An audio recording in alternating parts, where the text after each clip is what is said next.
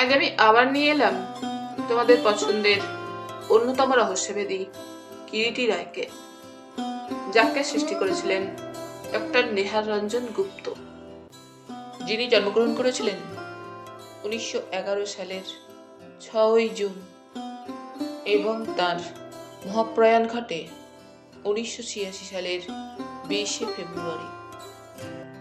আজ আমার সংগৃহীত বইটির প্রকাশনার দায়িত্বে ছিলেন মিত্র অ্যান্ড ঘোষ পাবলিশার্স। এদের সকলের প্রতি আন্তরিকভাবে কৃতজ্ঞতা নিবেদন করে শুরু করছি আজকের গল্প বনমরালি। আজ থাকলো প্রথম পর্ব।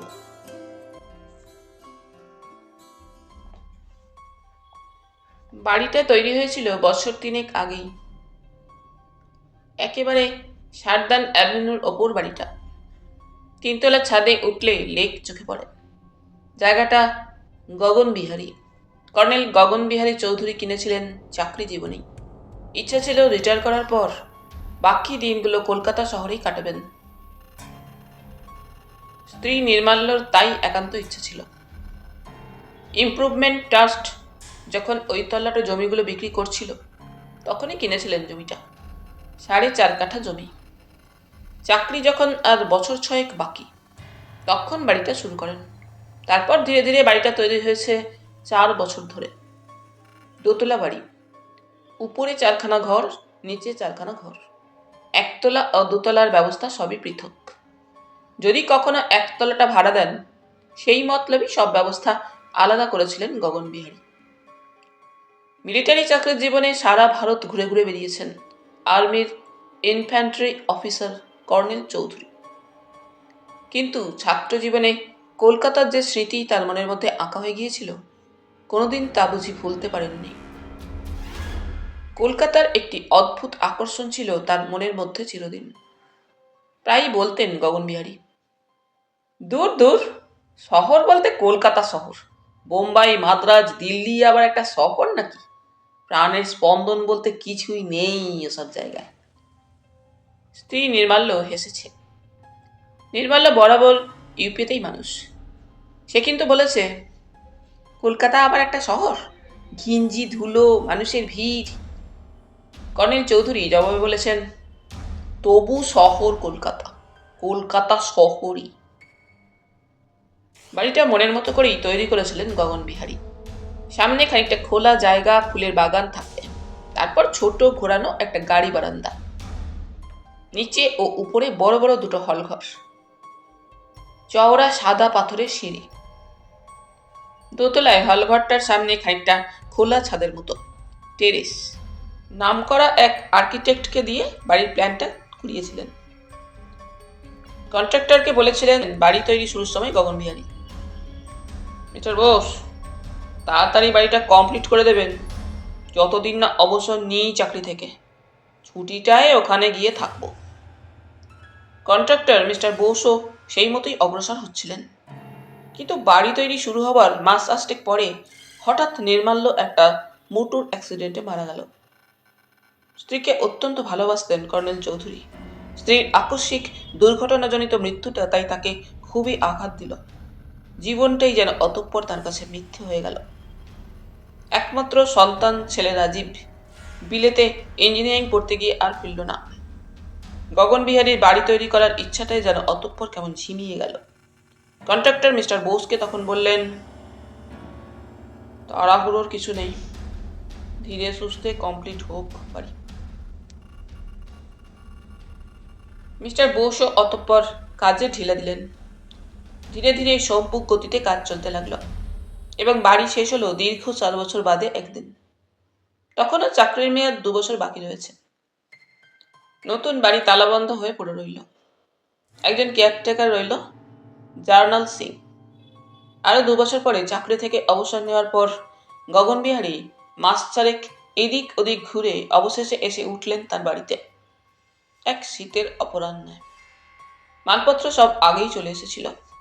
ভাগ্নে আর ভাইপো সুবিনয় সান্যাল ও সুবীর চৌধুরীকে চিঠিতে লিখে জানিয়ে দিয়েছিলেন গগনবিহারী কিছু আসবাবপত্র কিনে বাড়িটাকে সাজিয়ে পরিষ্কার করে রাখতে। চিঠিতে ওদের আরও লিখেছেন ওরা যেন অতঃপর তাদের মেষের ভাষা তুলে দিয়ে ওইখানেই এসে থাকে। সুবিনয় সান্যাল আর সুবীর চৌধুরী একজন মামার ও অন্যজন তার কাকার নির্দেশ পেয়ে মনে মনে খুশি হয়েছিল। বালিগঞ্জ অঞ্চলে লেকের কাছে বড় রাস্তার উপরে অমন চমৎকার বাড়ি, খুশি তো হওয়ারই কথা। দুজনেরই অবস্থা যাকে বলে অতি সাধারণ। সুবিনয় বিএসসি পাস করে এক ওষুধ কোম্পানিতে মেডিকেল রিপ্রেজেন্টেটিভের চাকরি করে, মাইনে 102 টাকা। গ্রামের বাড়িতে বিধবা মা ও ছোট বছর 15 একটি বোন। মির্জাপুর স্ট্রিটের একটা মেসে 4 সিটের রুমের একটা সিটে থাকতো। আর সুবীর চৌধুরী আইএ পাস করে শর্ট হ্যান্ড টাইপরাইটিং শিখে একটা দেশি ফার্মে চাকরি করে। সেও থাকতো হাজরা রোডের একটা বোর্ডিং হাউসে। তার আয়ও সামান্য, মাসান্তে 100 টাকা মাত্র। তবে তার সংসারে কেউ ছিল না। গগন বিহারী স্কুল মাস্টার বড় ভাই বিজন বিহারীর ছেলে ওই সুবীর। বিজন বিহারীর অনেকদিন আগে মৃত্যু হয়েছিল। স্বামীর মৃত্যুর বছর 6 মধ্যেই স্ত্রীরও মৃত্যু হয়েছিল। গগন বিহারী সুবীরকে মধ্যে মধ্যে অর্থ সাহায্য করতেন, তবে সেই সাহায্যের মধ্যে খুব একটা আগ্রহ বা প্রাণ ছিল বলে সুবীরের কখনো মনে হয়নি। সুবীরও তার কাকা কর্নেল চৌধুরীকে জীবনে 2-1 বারের বেশি দেখেনি। দুজনকেই আলাদা আলাদা করে চিঠি দিয়েছিলেন কর্নেল চৌধুরী। তার চিঠি পেয়ে সুবীরই মির্জাপুর স্ট্রিটের মেসে গিয়ে এক সন্ধ্যায় সুবিনয়ের সঙ্গে দেখা করে। মফস্বল থেকে 2 দিন ট্যুর করে সেদিন সন্ধ্যার কিছু আগে সুবিনয় ফিরেছে। ফিরেই সে মামার চিঠিটা পেয়েছে।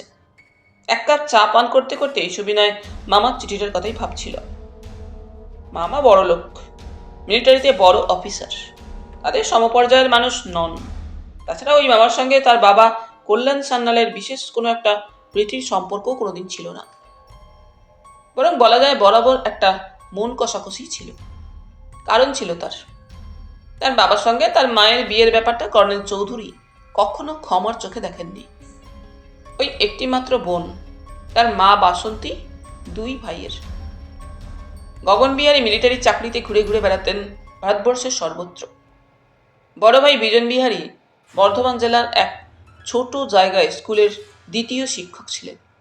সামান্য আয়, স্ত্রী, বিধবা মা ও ছোট ওই বোন বাসন্তী। ছোট সংসার। মা যতদিন বেঁচে ছিলেন গগন বিহারী মধ্যে মধ্যে 200-100 টাকা পাঠাতেন। মধ্যে মধ্যে চিঠিপত্র আসত, তবে সেই চিঠি গগন বিহারীর লেখা নয়, তার স্ত্রী নির্মাল্যের। চাকরি জীবনে গগন বিহারী যখন কিছুদিনের জন্য এলাহাবাদে পোস্টেড, সেই সময়ই ওখানকার এক ধনী কন্ট্রাক্টর, পুরোপুরি সাহেবী ভাবাপন্ন নির্মাল্যের বাবা যতীন মিত্রের সঙ্গে আলাপ হয়।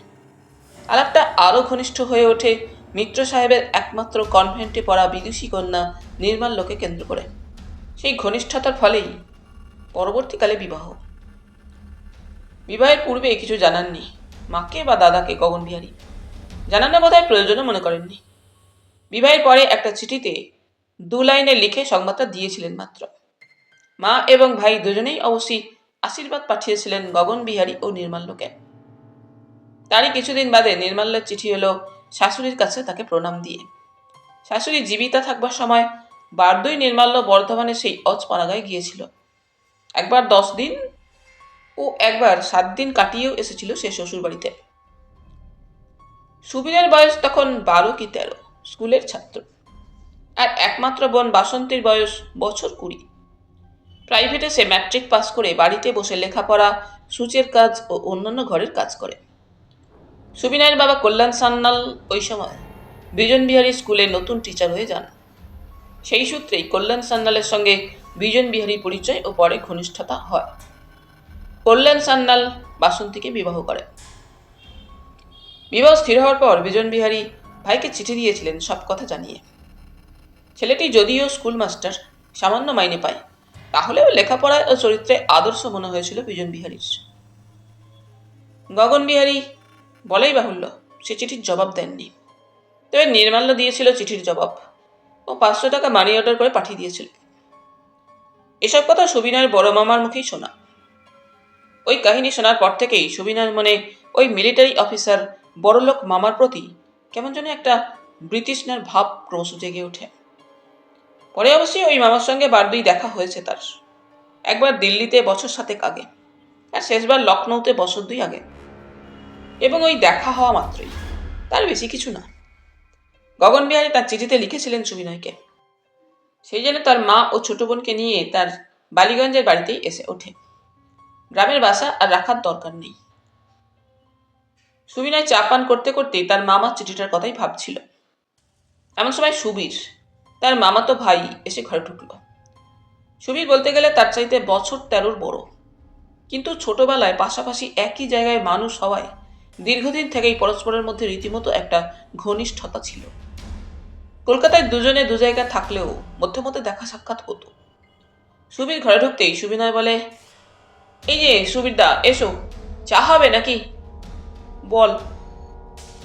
সুবিনয় উঠে গিয়ে মেসের চাকরকে চেঁচিয়ে এক কাপ চা উপরে দিয়ে যেতে বলে আবার এসে চৌকিটার উপর বসল। সুবিনয় বললে, একটু আগেই তোমার কথাই ভাবছিলাম সুবীরদা। সুবীর সে কথার কোনো জবাব না দিয়ে বলল, কাকার একটা চিঠি পেয়েছি আজ সুবিনয়। তাই নাকি? আমিও মামার একটা চিঠি পেলাম আজ ফিরে এসে। কি লিখেছেন রে কাকা তোকে? সুবিনয় চিঠিটা বালিশের তলা থেকে বের করে সুবীরের হাতে দিল। পড়ে দেখো না। সুবীর চিঠিটা পড়ল, পড়ে ফিরিয়ে দিল আবার সুবিনয়কে। ইতিমধ্যে চাকর এসে এক কাপ চা রেখে যায় ওদের সামনে। সুবীর পকেট থেকে তার চিঠিটা বের করে সুবিনয়কে দিল। পড়ে দেখ আমার চিঠিটা। মোটামুটি ওই একই বয়ান দুটি চিঠির।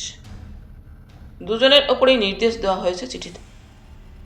তারা যেন অবিলম্বে গিয়ে বাড়ির কেয়ারটেকার জার্নাল সিংহের সঙ্গে দেখা করে এবং বালিগঞ্জ টেরেসে গিয়ে গগন বিহারীর বন্ধু সোমেশ্বর ব্যানার্জির সঙ্গে দেখা করে টাকা নিয়ে কিছু আসবাবপত্র পছন্দ মতো কিনে বাড়িটাকে সাজিয়ে তোলে।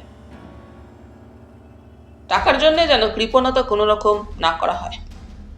যে টাকাই লাগুক সোমেশ্বর দেবেন, তাকে চিঠিতে তিনি সেই রকমের নির্দেশ দিয়েছেন। এখন কি করবে? সুবীর জিজ্ঞাসা করে। সুবিনয় বলে, সব ব্যবস্থা করতে হবে। তাহলে? সুবিনয় বললে, মামা সাহেব মানুষ, সেরকম ব্যবস্থাই করতে হবে। এক কাজ করো সুবিরদা। কি? তুমি কটা দিনের ছুটি নাও, আমিও নিই, দুজনে মিলে সব ব্যবস্থা করে ফেলি। সুবিনয় ও সুবীর দুজনে মিলে ভালো নামকরা ফার্নিচারের দোকান থেকে সব কিনে এনে গগন বিহারী সারদান অ্যাভিনিউর বাড়িটা সাজিয়ে ফেলল 7 দিনের মধ্যেই। দরজা জানালার পর্দা, মেঝেতে কার্পেট, বসবার ঘরে সোফা সেট, খাবার ঘরে ডাইনিং টেবিল, একটা ফ্রিজ, কিছু ক্রকারিজ, কিছুই বাদ দিল না। এবং দুজনের নির্দেশ মতো একদিন সারদান অ্যাভিনিউর বাড়িতে এসে উঠল। একজন রাঁধুনি বামুন প্রিয়লাল ও ভৃত্য রতনকেও খুঁজে পেতে নিযুক্ত করল। কিন্তু তারপর দেখতে দেখতে 1 মাস কেটে গেল। গগন বিহারীর দেখা নেই, কোনো চিঠিপত্র আর এলো না। আরো 2 মাস পরে পৌষের এক সন্ধ্যায় গগন বিহারী সোজা দিল্লি থেকে গাড়ি নিয়ে এসে হাজির হলেন। সুবীর তখন অফিস থেকে ফেরেনি, বাড়িতে সুবিনয় একাই ছিল। সে রাত্রে কি রান্না হবে প্রিয়লালকে বুঝিয়ে দিচ্ছিল। হঠাৎ গাড়ির হর্ন শুনে উঠে দাঁড়ালো সুবিনয়। কে এলো আবার? একতলায় জানালা পথে উঁকি দিল সুবিনয়। নজরে পড়ল ধুলোভর্তি বিরাট এক ডোজ গাড়ি গাড়ি বারান্দার সামনে দাঁড়িয়ে। গাড়ি থেকে নামলো দীর্ঘকায় এক ব্যক্তি। পরনে গরম স্যুট, মাথায় একটা মিলিটারি ক্যাপ, মুখে পাইপ। আন্দাজেই অনুমান করতে পেরেছিল আগন্তুক কে। সঙ্গে সঙ্গে ছুটে বাইরে গেল সুবিনয়।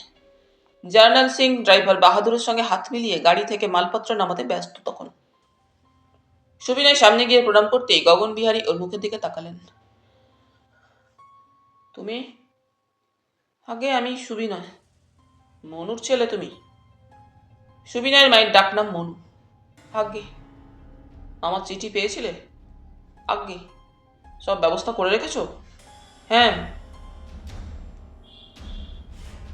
চলো। বেশ ভরাট গম্ভীর গলা। দুজনে ভিতরের হলঘরে গিয়ে ঢোকে। দাঁতে পাইপটা চেপে ধরে গগন বিহারী একবার চারিদিকে তাকিয়ে তাকিয়ে দেখতে লাগলেন। লম্বা চওড়া পুরুষ গগন বিহারী। এককালে রীতিমতো গৌর বর্ণ ছিলেন, সুপুরুষ যাকে বলে দেখতে ছিলেন, কিন্তু এখন যেন গায়ের রং কেমন তামাটে মনে হয়। মুখে কাঁচা পাকা ফ্রেঞ্চ কাট দাড়ি, চোখে কোনো চশমা নেই, ছোট ছোট চোখ, খাড়া নাক, দুপাশে গালের হনু দুটো একটু সজাগ। কপালে বয়সের বলিরেখা জেগেছে, যদিও দেহের মধ্যে কোথাও বার্ধক্যের লক্ষণ দেখা যায় না। চারিদিকে তাকিয়ে মনে হলো যেন সুবিনয়ের গগন বিহারী খুব অখুশি হননি, কিন্তু মুখে সেটা প্রকাশ করলেন না। চিরদিনই একটা চাপা প্রকৃতির মানুষ গগন বিহারী, কথাবার্তা কম বলেন। অবশ্যই সেটা পরবর্তী 4 মাসেই বেশ জানতে পেরেছিল সুবিনয়রা। অতি বড় দুঃখেও যেমন কোনো বহিঃপ্রকাশ নেই, তেমনি আনন্দের ক্ষেত্রেও তাই। সিঁড়ি বেয়ে ওপরে উঠতে লাগলেন গগন বিহারী। সুবিনয় পিছনে পিছনে উঠতে লাগলো। সুবীরবাবু কই, তাকে দেখছি না। এখনো অফিস থেকে ফেরেনি, সুবিনয় বললেন। আর কোনো প্রশ্ন করলেন না। উপরে উঠে সব ঘুরে দেখলেন, তারপর গিয়ে শোবার ঘরের সংলগ্ন বসবার ঘরে গিয়ে বসলেন। পাইপটা বোধহয় নিভে গিয়েছিল। পকেট থেকে একটা দামি লাইটার বের করে পুনরায় তাতে অগ্নিসংযোগ করতে করতে বললেন, সুবিনয়বাবু, আমার ড্রাইভার বাহাদুরকে একবার ডাকতে পারো? সুবিনয় তখনই গিয়ে নিচ থেকে বাহাদুরকে ডেকে নিয়ে এলো। বাহাদুরেরও বয়স হয়েছে 40-এর ঊর্ধ্বে বলেই মনে হয়। চ্যাপটা মঙ্গোলিয়ান টাইপের মুখ, তবে নেপালিদের মতো পরিষ্কার রং নয়, খানিকটা কালোর দিকে ঘেঁষা। চ্যাপটা নাক, খুদে খুদে চোখ, চোখের দিকে তাকালেই মনে হয় লোকটা সতর্ক ও ধূর্ত। পরনে বটল গ্রিন রঙের মিলিটারি ইউনিফর্ম, কোমরে খাপে ভরা একটা ছোট ভোজালি। বাহাদুর সেলাম দিয়ে দাঁড়ালো। সব আমাকে ডেকেছেন? হ্যাঁ বাহাদুর, তুই নিচের তলায় থাকবি, আর রামদেও এই ঘরের পাশে যে ঘরটা সেই ঘরে থাকবে। তোর সামানপত্র গুছিয়ে নিয়ে গিয়ে। বহুত আচ্ছা সব। গাড়ি গ্যারেজ করে দিয়েছিস? না সব, গাড়ি পুছে পরিষ্কার করে গ্যারেজে তুলব। ঠিক আছে, যা। বাহাদুর চলে গেল। তারপর সুবিনয়বাবু, তোমার মাকে আমার চিঠি কথা জানিয়েছিলে? হ্যাঁ। তা সে এলো না কেন? গগন বিহারী বুঝতে পেরেছিলেন বোধহয় তার বোন দেশের বাড়ি ছেড়ে আসেনি। এলে সে ইতিমধ্যে এসে নিশ্চয়ই তার সঙ্গে দেখা করত। মা গ্রামের বাড়ি ছেড়ে এলেন না, মৃদু গলায় সুবিনয় বললে। কেন, ভদ্রমহিলার প্রেস্টিজে লাগতো বুঝি? সুবিনয় কোনো জবাব দেয় না। ভুয়ো প্রেস্টিজের কোনো মূল্য নেই, বুঝেছ? ঠিক আছে, আসেনি যখন তার আর আসার দরকারও নেই। তা তোমাদের আমার এখানে কোনো কষ্ট হচ্ছে না তো? না, কষ্ট কিসের? হ্যাঁ, নিজের বাড়ি এটা মনে করলেই আর কোনো ঝামেলা থাকে না। তাই এখানে রান্নাবান্নার কি ব্যবস্থা? একজন ভালো কুক পেয়েছি, প্রিয়লাল। ইংলিশ ডিশ করতে জানে কিছু? না ঝোল ডাল চচ্চড়ি পর্যন্ত বিদ্যে? জানে, সব রকম রান্নাই জানে। ওই সময় একটা গাড়ি এসে থামবার আওয়াজ পাওয়া গেল নিচে। তারপরেই গুরুগম্ভীর একটা কুকুরের ডাক।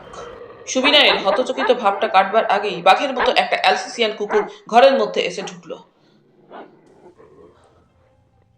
কাম হেয়ার জ্যাকি। কুকুরটা এগিয়ে এসে গগন বিহারী কোলের উপরে 2 পা তুলে দিয়ে নানাভাবে তার প্রভুকে আদর জানাতে লাগলো। একটু পরে এসে ঢুকলো রামদেও, গগন বিহারী বহুদিনের পুরাতন এবং খাস ভৃত্য। রামদেও জ্যাকিকে নিয়ে ট্রেনেই এসেছে। রামদেও লখনৌর লোক। দুপুরে জ্যাকি কিছু খেয়েছিল রে? জিজ্ঞাসা করলেন গগন বিহারী। জি হ্যাঁ। জ্যাকি ইতিমধ্যে গগন বিহারীর কাছে বসে পড়ে পা চাটছিল নিজের। রামদেও। জি সাব। তুই এই ঘরের পাশের ঘরটায় থাকবি। বহুত খুব সাব। নিচে রান্নাঘরে গিয়ে দেখ ঠাকুর কি কি এনেছে। চিকেন না থাকলে চিকেন নিয়ে আয়, আর জ্যাকির জন্য মাংস। সুবিনয় বলে, আমি টাকা দিচ্ছি। তাহলে তাই যাও, টাকা দিয়ে দাও গে, আর চাকরটাকে বলো ওর সঙ্গে গিয়ে বাজারটাকে চিনিয়ে দিতে।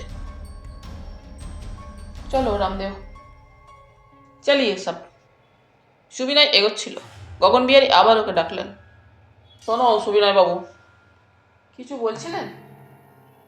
হ্যাঁ, সুবীরবাবুর ফিরতে কি এর চাইতেও বেশি রাত হয়? ঘড়িতে তখন রাত 7:45। আগে হ্যাঁ, মধ্যে মধ্যে রাত 10টাও হয়ে যায়। আর তোমার? আমারও হয়। দেখো, একটা কথা মনে রেখো, আর সুবীরবাবুকেও বলে দিও, রাত ঠিক 10:30টায় কিন্তু আমি জার্নাল সিংকে কাল থেকে গেট বন্ধ করে দেওয়ার জন্য বলবো। বেশ, বলবো। আচ্ছা যাও।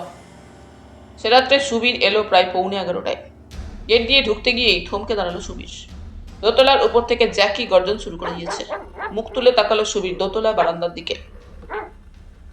বারান্দার আলোয় চোখে পড়ল ড্রেসিং গাউন গায়ে কি একজন দীর্ঘকায় ব্যক্তি বারান্দার রেলিংয়ের সামনে দাঁড়িয়ে। তার পাশে দাঁড়িয়ে বাঘের মতো একটা কুকুর ঘেউ ঘেউ করছে। উপর থেকেই ভারী গলায় সাড়া এলো, হু কামস দেয়ার? সুবীর সাড়া দেয়, আমি সুবীর। সুবিনয় জেগেই ছিল সুবীরের প্রতীক্ষায়। সে ততক্ষণে বের হয়ে গেটের কাছে এগিয়ে গিয়েছে। কে, সুবিরদা? হ্যাঁ, এসো ভেতরে। কাকা এসে গেছেন বলে মনে হচ্ছে। হ্যাঁ।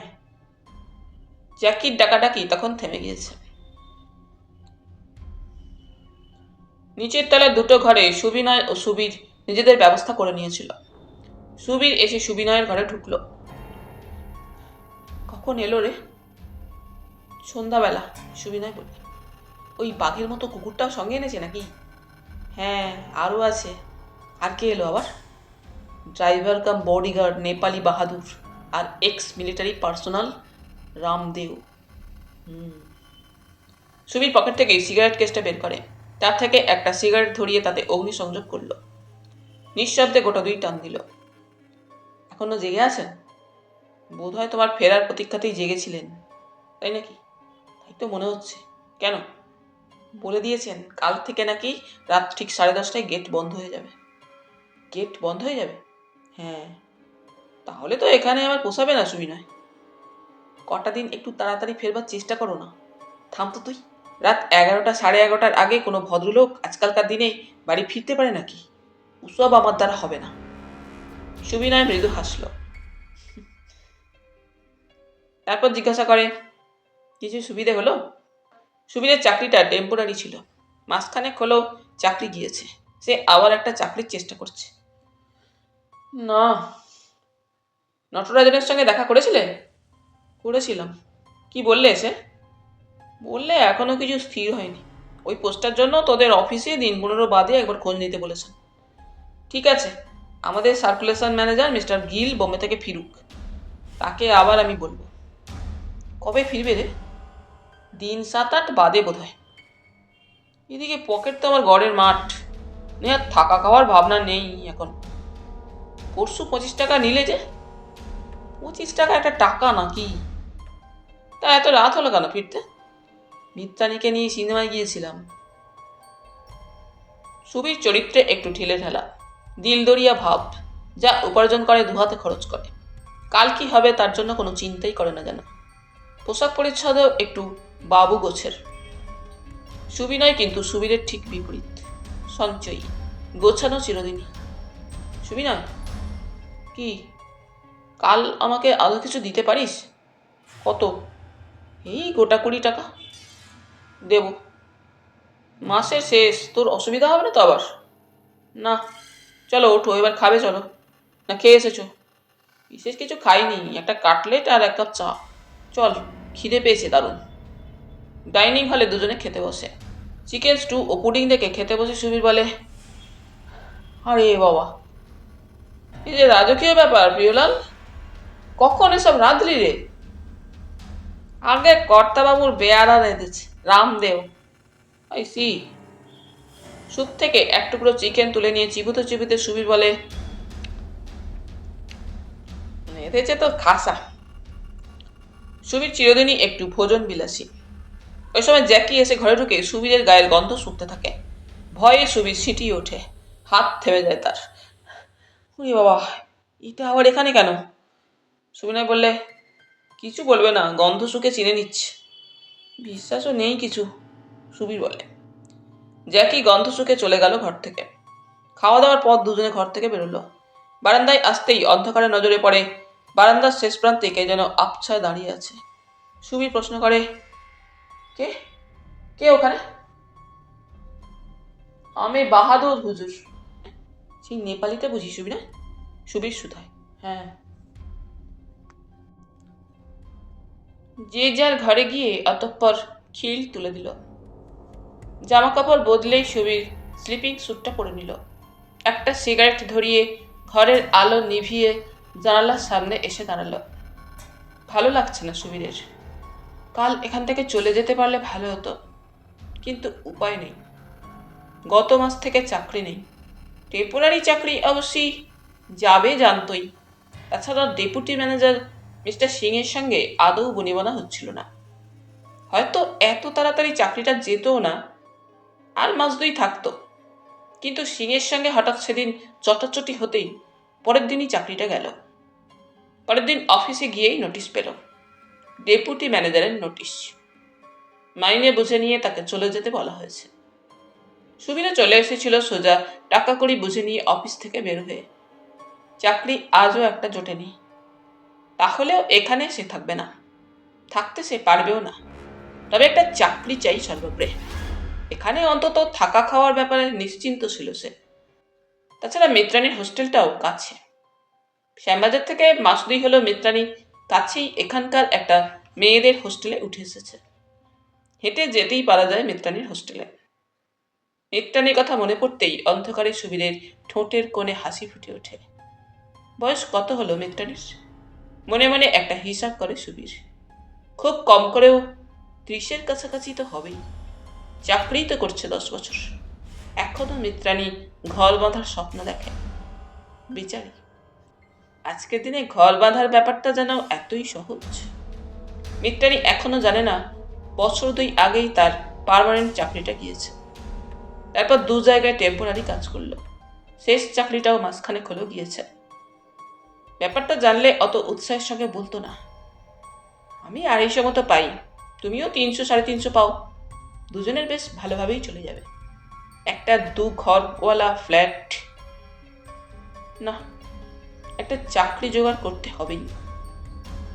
পরের দিন দেখা হলো সুবীরের গগন বিহারীর সঙ্গে। সামান্যই কথাবার্তা হলো। তার মধ্যে বিশেষ যে কথাটা সেটা হচ্ছে তার চাকরি ও উপার্জন সম্পর্কে। তাহলে বিয়েটাও পাস করতে পারোনি? গগন বিহারী বললেন। পরীক্ষা দিইনি। দিলে অন্তত নির্বুদ্ধিতা প্রকাশ করা হতো না। তা কোথায় চাকরি করছো? ওই একটা মার্চেন্ট অফিসে। কোনো মতে ঢোক গিলে কথাটা উচ্চারণ করলো সুবীর কতকটা যেন ভয়ে ভয়েই। মাইনে কত? 102 মতো। ঠিক আছে, যোগ জীবন আসুক, তাকে বলবো খন তোমার কথা। আমি তাহলে উঠি? হ্যাঁ এসো।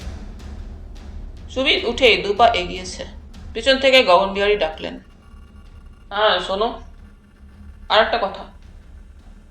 থেমে ঘুরে তাকালো সুবীর গগন বিহারীর মুখের দিকে। রাত ঠিক 10:30টায় আজ থেকে কিন্তু গেট বন্ধ হয়ে যাবে, বুঝেছ?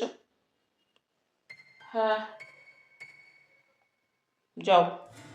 সুবীর ঘর ছেড়ে চলে গেল। নিচে এসে নিজের ঘরে ঢুকতেই দেখে সুবিনয় বসে আছে।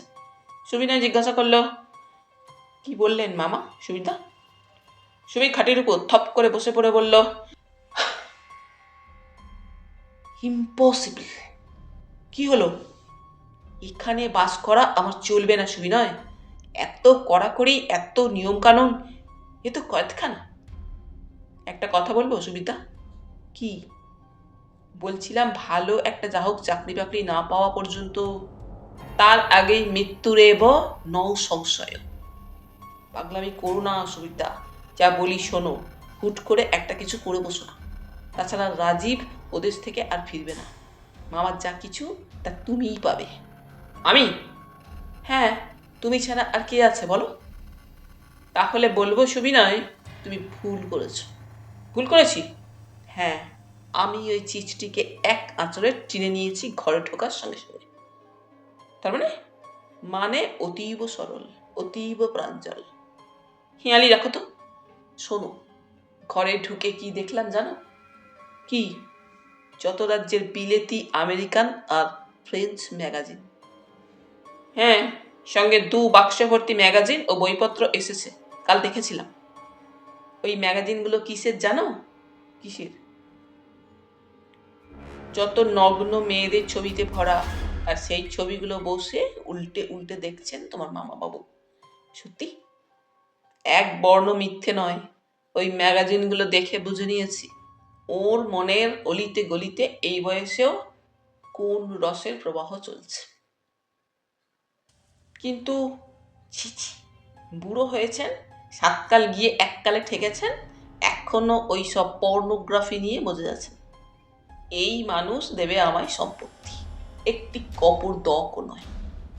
সুবিনয় আর কোনো কথা বলে না, কিছুক্ষণ চুপ করে থেকে বলে, যাই উঠি, অফিসের বেলা হলো।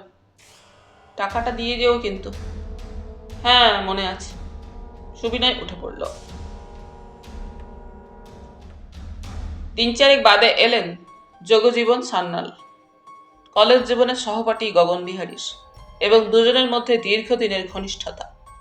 যোগজীবনও দীর্ঘদিন সেন্ট্রালের বড় চাকরি করে রিটায়ার করেছেন। যোগজীবন একা আসেননি, সঙ্গে তার 26-27 বছরের বোন সমিতা। সমিতার গায়ের রংটা কালো হলেও সারা দেহ জুড়ে যেন একটা অপূর্ব যৌবনশ্রী। যৌবন যেন সারা দেহে টলমল করছে, যেন উপচে পড়েছে কানায় কানায়। বেশভূষাও অনুরূপ। সমিতা MA পাস, কোনো এক বেসরকারি কলেজের অধ্যাপিকা। ভালোবেসে একজনকে বিবাহ করেছিল, কিন্তু সে বিবাহ 2 বছরের বেশি টেকেনি, ডিভোর্স হয়ে গিয়েছিল। সেও আজ বছর 5-এর কথা। সমিতা এসেছিল নিজেই ইচ্ছে করে গগন বিহারীর সঙ্গে দেখা করতে, কারণ যোগজীবনের বাড়িতে গগন বিহারীর ছাত্র জীবনে যখন যাতায়াত ছিল, তখন থেকেই বালিকা সমিতাকে চিনতেন গগন বিহারী। যোগজীবনের ছোট বোন ওকেও দাদা বলে ডাকত। গগন বিহারী ভালোবাসতেন। সমিতা যোগজীবনের সঙ্গে গগন বিহারী ঘরে ঢুকে একেবারে হৈ হৈ করে উঠল। তোমার উপর ভীষণ রাগ করেছি গগনদা। কেন বলো তো? গগন বিহারী হাসতে থাকেন। 4 দিন এসেছো, অথচ একটি বার আমাদের ওখানে গেলে না দেখা করতে। আরো 2 দিন অপেক্ষা করলে না কেন, দেখতে যেতাম কিনা। সত্যি বলছো, যেতে? পরীক্ষা করা উচিত ছিল আগে। যোগজীবন বলেন, সমীর সঙ্গে তুমি কথায় পারবে না গগন। গগন বিহারী নিঃশব্দে মৃদু মৃদু হাসেন, আর 2 চোখের দৃষ্টি দিয়ে সমিতার যৌবনকে যেন উপভোগ করতে থাকেন। সমিতা ওই সময় বলে, শোনো গগনদা, দাদার সঙ্গে তোমার এখানে আসার আমার আরো একটা উদ্দেশ্য আছে কিন্তু। তাই নাকি? হ্যাঁ। তো উদ্দেশ্যটা কি? আমাদের একটা ক্লাব আছে। ক্লাব? তা ক্লাবের নাম কি? ক্লাবের নাম মরালি সংঘ। বেশ নামটা তো। যোগজীবন বলেন, ওইসব করছে আর কি। তা বাবু বলেই ফেলো না গগনকে কি করতে হবে। পেট্রন হতে হবে। পেট্রন? হ্যাঁ। গগন বিহারী হাসতে হাসতে বলেন, তো দক্ষিণা কত? পেট্রনের কোনো ধার্য দক্ষিণা নেই, তারা যাই দেবেন তাই গ্রহণীয় হবে। সুবীর একপাশে দাঁড়িয়েছিল নিঃশব্দে। যোগজীবন আসছেন বলে গগন বিহারী তাকে ঘরে ডেকে পাঠিয়েছিলেন। সুবীর দেখছিল তার কাকার 2 চোখের লুব্ধ দৃষ্টি কেমন করে লেহন করছে সমিতার যৌবনকে। ঠিক আছে বস, আসছি। গগন বিহারী উঠে গেলেন এবং একটু পরে চেক বইটা হাতে করে এসে খসখস করে একটা 1,500 টাকা চেক লিখে সমিতার দিকে চেকটা ছিঁড়ে এগিয়ে ধরলেন। না। চেকটায় একবার চোখ বুলিয়ে সুমিতা বললে, মেনি মেনি থ্যাঙ্কস। আজ সন্ধ্যায় তাহলে আসছো। কিন্তু আমি তো তোমাদের ক্লাব চিনি না। আমি নিজে এসে নিয়ে যাব, সমিতা বললে। বেশ, কখন আসবে? 7:30টায়।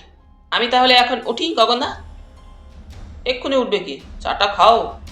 সুবীর, সুবীর কাকা, রামদেবকে চা দিতে বল। সুবীর ঘর থেকে বের হয়ে গেল। তার সমস্ত মনটা জুড়ে তখন একটা ভরন্ত উজ্জ্বল যৌবন যেন নানা রঙের তুলি টেনে চলেছে। চা পর্ব শেষ হওয়ার পর সমিতা চলে গেল। গগন বিহারী তখন সুবীরের পরিচয় দিলেন। যোগজীবন, এই ভাইপোটির একটা কিছু ব্যবস্থা করে দিতে পারো? তোমার তো অনেকের সঙ্গে পরিচয় আছে। কতদূর লেখাপড়া করেছো? যোগজীবন প্রশ্ন করেন। আরে তাহলে আর ভাবনা ছিল কি, IA পাস করে শর্ট হ্যান্ড টাইপ রাইটিং শিখেছে। ও সে একটা অফিসে কাজ করছে, মাইনে তেমন সুবিধার নয়। যোগজীবন বললেন, বলবো খন 2-1জনকে। সুবীর ঘর থেকে বের হয়ে গেল। তারপর ঘণ্টাখানেক 2 বন্ধুতে আলাপ সালাপ হলো। দুজনেরই স্ত্রী বিয়োগ ঘটেছে। গগন বিহারীর তবু এক ছেলে আছে, যোগজীবনের তাও নেই। যোগজীবন একসময় জিজ্ঞাসা করেন, ছেলের খবর কি তোমার? ফিরছে কবে? সে আর ফিরবে না। সে কি হে? হ্যাঁ, সেখানেই বিয়ে থা করে সংসার পেতেছে। যাকে যা খুশি তার করুক। আমার তো তবু স্বামীকে নিয়ে একরকম জীবন কেটে যাচ্ছে। তোমার তো তাহলে দেখছি একা একা খুবই কষ্ট হবে হে। সেই জন্যই তো ভাগ্নে আর ভাইপোটাকেই এখানে এনে রেখেছি, গগন বিহারী বললেন। ওই দিন সন্ধ্যায় সমিতা এলো গগন বিহারীকে নিতে নিজেরই গাড়িতে। সুবীর নিচের বারান্দায় একটা আরাম কেদারায় বসে একটা পিক্টোরিয়াল ম্যাগাজিনের পাতা উল্টাচ্ছিল। মনে মনে সে স্থির করে রেখেছিল কাকা গগন বিহারী বের হয়ে যাবার পরেই সে বেরোবে। সমিতা এলো 7:30 নাগাদ প্রায়। দূর থেকে দেখতে পেল সুবীর সমিতাকে। সকালের বেশভূষায় তবু তার কিছু আবরু ছিল, কিন্তু সন্ধ্যার বেশভূষায় সুবীরের মনে হলো তাও বুঝি নেই। পরচুলা দিয়ে উঁচু করে খোপা বাঁধা, পরনে ফিনফিনে দামি আমেরিকান নাইলনের শাড়ি। সমিতা তার সামনে দিয়ে উপরে চলে গেল এবং মিনিট কয়েক বাদে গগন বিহারীকে নিয়ে নেমে এলো। গগন বিহারীও কাজের কসুর করেননি। দামি ব্লু রঙের টেরিবল স্যুট, গলায় দামি টাই। দুজনে গাড়িতে উঠল, গাড়ি চলে গেল। তারপর 3টে মাস। প্রতিদিন সন্ধ্যায় গগন বিহারী বের হয়ে যান মনালির সঙ্গে এবং ফেরেন রাত 11:30টায়। রাত 10:30টায় গেট বন্ধ হয়ে যায়, তবে রাত 11:30টায় একবার খোলে। কাজেই সুবিধের কোনো অসুবিধাই হয় না। তাছাড়া যোগজীবনের চেষ্টায় সুবীরের একটা ভালো চাকরিও জুটে গিয়েছিল ইতিমধ্যে। গগন বিহারী যেন এক নতুন মানুষ হয়ে ওঠেন। সুবীর ও সুবিনয় আরামেই কাটায়। গগন বিহারীর সঙ্গে তাদের বড় একটা দেখাই হয় না। ওরা যে দুজন ওই গৃহে আছে তাও যেন গগন বিহারীর মনে পড়ে না। মধ্যে মধ্যে গগন বিহারী যেদিন ক্লাবে যান না, সমিতাই আসে। রাত 11:30-12টা পর্যন্ত থাকে সে, এবং ওই সময়টা একমাত্র রামদেও ব্যতীত কারো উপরে যাওয়ার হুকুম নেই। সিঁড়ির নিচে বাহাদুর বসে থাকে। সুবিনয় ও সুবীরের সঙ্গে জ্যাকির বেশ ভাব হয়ে গিয়েছে। আরো 3 মাস পরে হঠাৎ আরেকজনের আবির্ভাব ঘটল ওই বাড়িতে। রামদেও তৃতীয় পক্ষের স্ত্রী রুক্মিণী। রুক্মিণীর বয়স 17 কি 18, সবে যৌবনে পা দিয়েছে। যৌবন যেন টলমলো করছে রুক্মিণীর সারা দেহে। দেহাতি গায়ের মেয়ে হলে কি হবে, রুক্মিণী রীতিমতো চটুল। লাজ লজ্জা তেমন বালাই নেই। সারা বাড়ি সে স্বচ্ছন্দে ঘুরে বেড়ায়। সন্ধ্যায় সাজগোজ করে, খোপায় ফুল গোজে, গুনগুন করে গান গায়। রুক্মিণীর স্থান হলো উপরেই রামদেওর ঘরে। রুক্মিণী ওই গৃহে আসবার দিন 20-22 বাদেই আকস্মিক ঘটনাটা ঘটল। একদিন প্রত্যুষে হঠাৎ বাহাদুরের চেঁচামেচিতে সুবিনয়ের ঘুমটা ভেঙে গেল। সুবীর গত রাত্রে গৃহেই ফেরেনি। সুবিনয়কে সে বলেই রেখেছিল রাত্রে হয়তো ফিরবে না, কোথায় এক বন্ধুর বিয়েতে বরযাত্রী হয়ে যাবে। সুবিনয় বাহাদুরের চেঁচামেচিতে চোখ মুছতে মুছতে বাইরে এসে জিজ্ঞাসা করলো, কি রে, ব্যাপার কি? সাব। বাহাদুর আর বলতে পারে না, গলা আটকে যায়। কি হয়েছে সাহেবের? ভাব খতম হো গিয়া। খতম হো গিয়া সে কি রে? হ্যাঁ চলিয়ে, উপর মে চলিয়ে। তরিত স্খলিত পদে সুবিনয় উপরে উঠে গেল। গগন বিহারী আসবার পর থেকে আর সে উপরে ওঠেনি, প্রয়োজনও হয়নি তার। গগন বিহারী শয়নকক্ষে ঢুকে থমকে দাঁড়ালো সুবিনয়। ঘরের মেঝেতে গগন বিহারীর মৃতদেহটা পড়ে আছে। পিঠে একটা ছোরা বসানো আমূল, চাপ চাপ রক্ত চারিদিকে জমাট বেঁধে আছে। সঙ্গে সঙ্গে ও চোখ মুছে।